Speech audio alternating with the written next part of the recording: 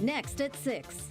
People who live in downtown San Diego say the homeless problem is the worst they've ever seen. A closer look at the issue. From vodka to crab's legs, the San Diego Dining Group is taking everything Russian off their shelves. The South American palm weevil doing damage to palm trees in La Jolla. What this means for an iconic rope swing on the Coast Walk Trail. And the Golden Goddess, who once topped the San Diego courthouse, is standing tall again. Plus, a strain of bird flu is spreading in the U.S. right now. Should you be worried? The CBS 8 Verify team investigates. CBS 8 News Live at 6 starts right now.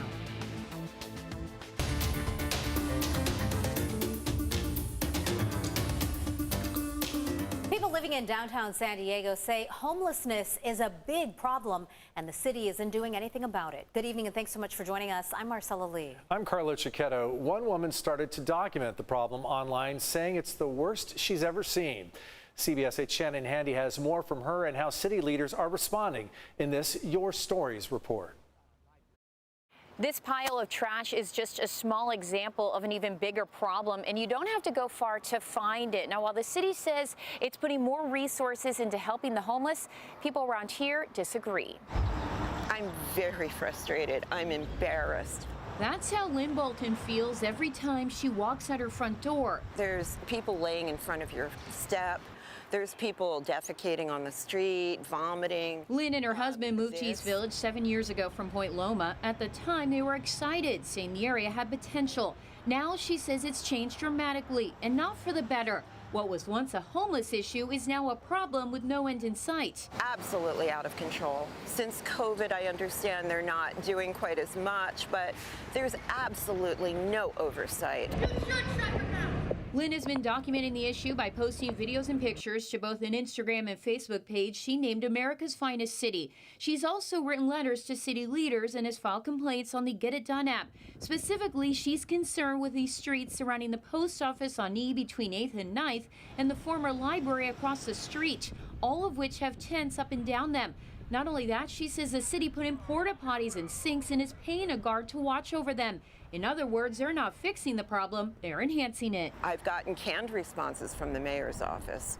His media people, I guess, just write, oh, well, we're getting on this, and in case you didn't see in the news, we have this program and that program. I'm not seeing anything. I'm seeing the problem get worse. And it's not just here. Last week, CBS 8 visited Magnolia Avenue in El Cajon, where a homeless encampment has grown on the unincorporated part of the street. Supervisor Joel Anderson, who represents the area, says they're not moving them because there's nowhere for them to go. I'm choosing to take a compassionate approach. Regarding the downtown issue, District 3 council member Stephen Whitburn told us residents have a right to be frustrated. The current situation is completely unacceptable, and it has only gotten worse due to the pandemic. The city, working together with the county, the state, and other stakeholders, are doing more than ever before to turn the situation around. We have a lot of work to do as we recover from the pandemic, but I am confident we will see progress.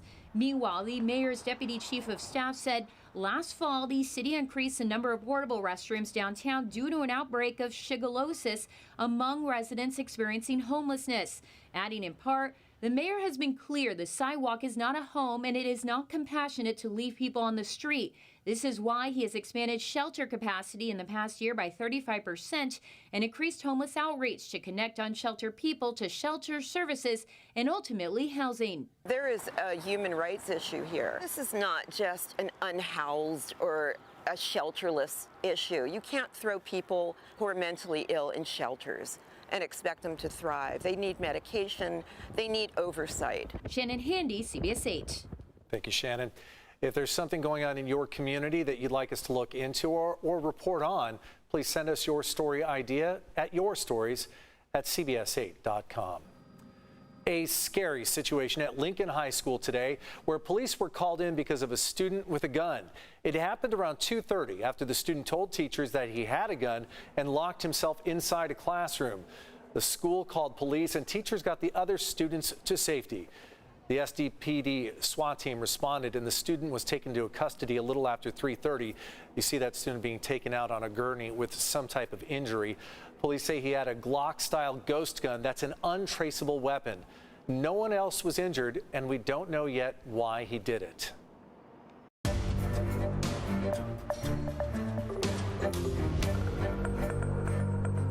More than $13 billion in military, economic, and humanitarian aid is on its way to Ukraine tonight after President Joe Biden signed off on a bill today. The president is gearing up to go to Europe next week for meetings with NATO and the European Council. The Biden administration also levied new sanctions against Russian defense officials and the president of Belarus today.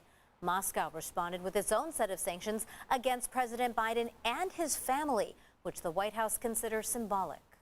None of us are planning tourist trips to Russia. None of us have bank accounts that we won't be able to access, so we will forge ahead. We're moving urgently to further augment the support to the brave people of Ukraine as they defend their country. Canada, the United Kingdom, and the European Union also hit Russia with more economic sanctions today. And with new sanctions seemingly coming every day against Russia, products from the country are becoming scarce. But some don't need to be told twice to pour their Russian vodka in the sink. CBS 8's Tim Blodgett on what a local restaurant group is doing to distance themselves from Russia. If you came into Greystone in the gas lamp, you might have ordered your martini with Stoli. But now the San Diego Dining Group has taken all of their Russian products off the shelf. Since Russia's invasion of Ukraine, anti-Russian sentiment has spread throughout the world. On the global stage, world leaders have tried crippling Russia economically by targeting their largest industry, energy.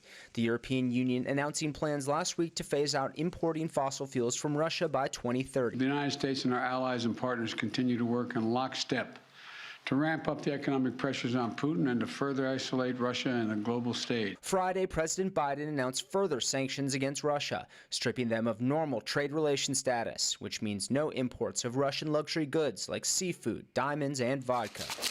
But in cities all over the world, some shopkeepers and restaurant owners were well ahead of the president when it came to boycotting Russian goods.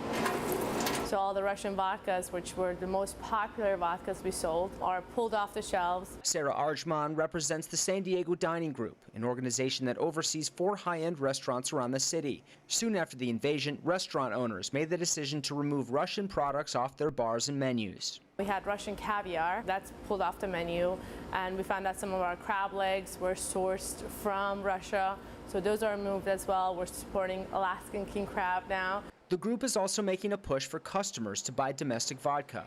Arjman said for the next 30 days, 10% of profits from American vodka will go to food banks that serve Ukraine.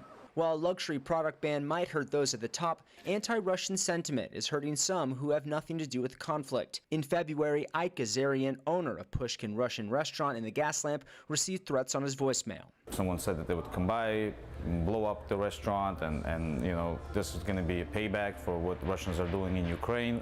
But while the war in Eastern Europe carries on, public opinion seems to stand firmly with the country and people of Ukraine, all while distancing themselves from Russia. Tim Blodgett, CBS 8.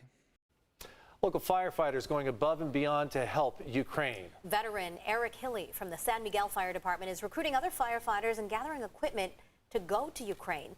Hilly says people from other states and Europe have reached out to him since he made a Facebook post. 65 firefighters, in fact, are signed up for the mission. Hilly is also asking for protective equipment donations. If we can get that equipment into the hands of Ukraine firefighters to assist with rescue operations, if one victim is saved, it was worth it. Hilly says the specifics of their mission aren't clear, but the team will be helping in any way they can. For the first time, state lawmakers debated the merits of continuing Governor Gavin Newsom's state of emergency today. The resolution to end it failed in committee by a vote of 8-4. San Diego senators on the committee were split, with Brian Jones supporting the resolution and Ben Hueso voting against it. Political reporter Morgan Reiner has more on what happens next. When a Democratic senator asked some key witnesses today who were there to oppose the legislation, so when should the state of emergency end, they said that they were not qualified to answer that question, that only Governor Gavin Newsom's administration should. It's been 741 days since Governor Gavin Newsom first declared a state of emergency. Many of the groups and individuals who oppose this resolution think that the state's COVID response will come to a crashing halt, and it doesn't work that way. It's been 448 days since Senator Melissa Melendez first introduced her legislation to end it. If California is truly in a better place to handle future events like COVID, then it should allow emergency assistance to be determined at the local level. It's been 0 days since it was heard and debated for the very first time. This is not the time for the legislature to get involved in an emergency as it is winding down. This is a virus that mutates and changes. Big names like Brian Rice with the California Professional Firefighters and others like the Hospital Association, the Labor Federation, and the State Association of Counties all weighed in on their strong opposition. It would end some of our funding because we do get funding through FEMA. Democrat Senator Ben Allen said he knows the state of emergency needs to end at some point and could see himself voting on it in the near future.